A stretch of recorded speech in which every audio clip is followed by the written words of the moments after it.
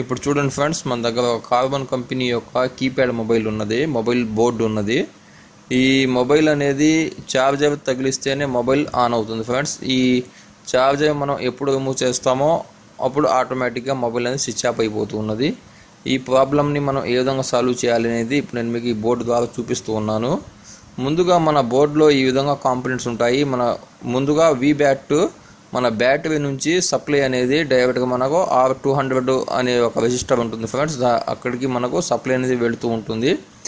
దాని నుంచి మనకు ఇన్పుట్ నుంచి ఒకటి, అవుట్పుట్ నుంచి ఒకటి కాయిల్స్ కానీ రెజిస్టర్స్ కానీ ఉంటాయి. దీనికైతే కాయిల్స్ ఉన్నాయి 2 బ్లాక్ కలర్లో.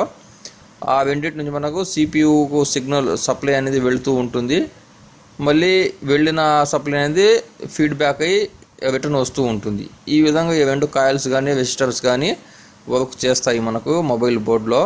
ఇప్పుడు దీంట్లో వచ్చేసి మన ఈ VBAT నుంచి వచ్చిన సప్లై మన CPUలోకి ఫీడ్బ్యాక్ అంటే CPUలోకి వెళ్ళే కాయిల్ అనేది ఓపెన్లో ఉంది ఫ్రెండ్స్. కావున మనకు ఈ మొబైల్ అనేది పవర్ ఛార్జర్ తగిలిస్తేనే మొబైల్ అనేది ఆన్ అవుతూ ఉన్నది. ఇప్పుడు చూడండి ఫ్రెండ్స్, నేను మీకు ఇది చూపిస్తూ ఉన్నాను ఎక్కడి నుంచి ఎక్కడి దాకా జంపర్ చేయాలి అనేది.